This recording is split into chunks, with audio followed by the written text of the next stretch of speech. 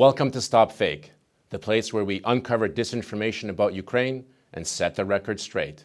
I'm Marko Suprun, and I'll be your pinch hitter for this week's edition. Today, we examine two fakes concerning Ukraine's future. First, the imminent economic collapse Russian media are promising, and secondly, the complete disintegration of the Ukrainian nuclear power industry.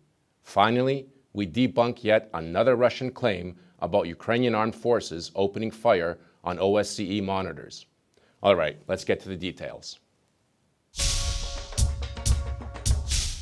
Russia's official news site Vesti declared last week that without an IMF bailout, Ukraine's economy is headed for a total collapse. Vesti claimed, and I quote, that the IMF has yet again delayed its decision on the latest bailout for Ukraine.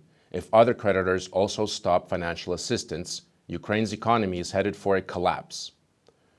What they do is indirectly allude to an interview by Ukrainian Finance Minister Alexander Danylyuk in the Economic Pravda Ukrainian website.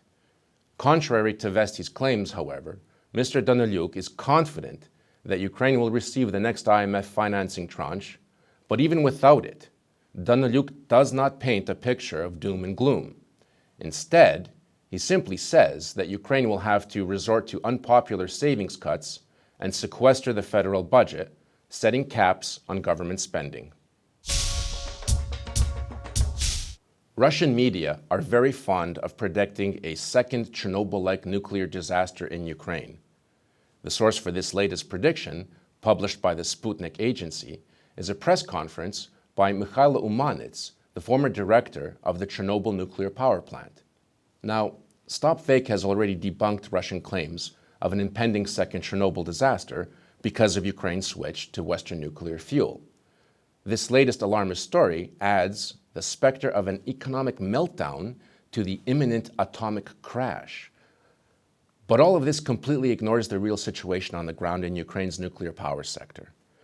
Nuclear power specialists dismiss the possibility of a second Chernobyl-like accident in Ukraine.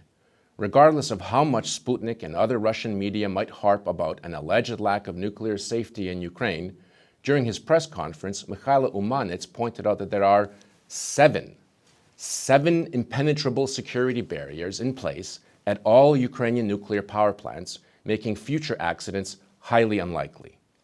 However, Umanits said that Ukraine lacks plans for constructing new nuclear power plants in the event that existing Soviet-era plants are phased out. In the event of such a shutdown, Ukraine would be hard-pressed for electricity, as most of its power is currently produced by nuclear plants, most of which have a limited lifespan. Sputnik's story also falsely claims that Ukraine continues using outdated power plants without appropriate maintenance and necessary repairs. More doom and gloom? No.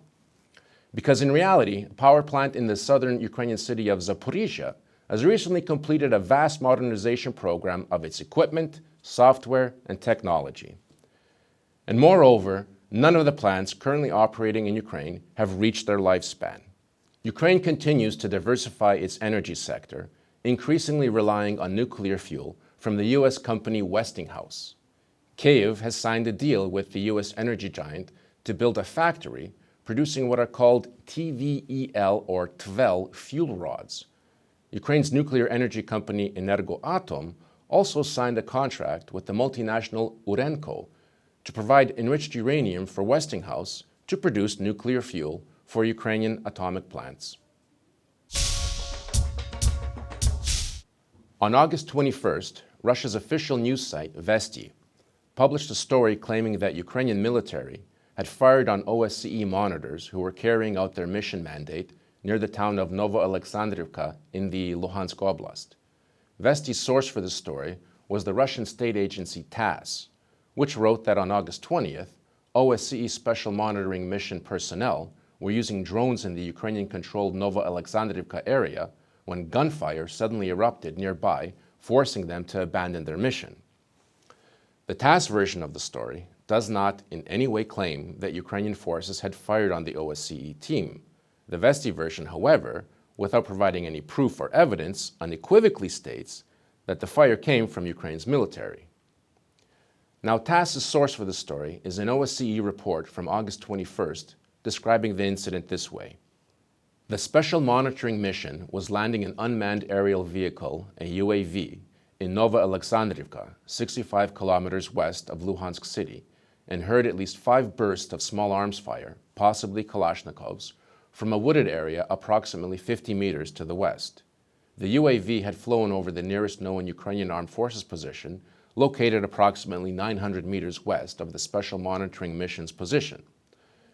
The nearest known Luhansk People's Republic positions are located approximately 1 to 1.5 kilometers to the east. Nowhere in the OSCE report do the monitors suggest that gunfire came from the Ukrainian Armed Forces. That's it for this week. You can find much more dissected disinformation on the StopFake website. Be vigilant, look out for fakes, and if you spot any disinformation about Ukraine, send it to us for a truth autopsy. We have body armor. I'm Marko Suprun, and this is StopFake. Thanks for watching.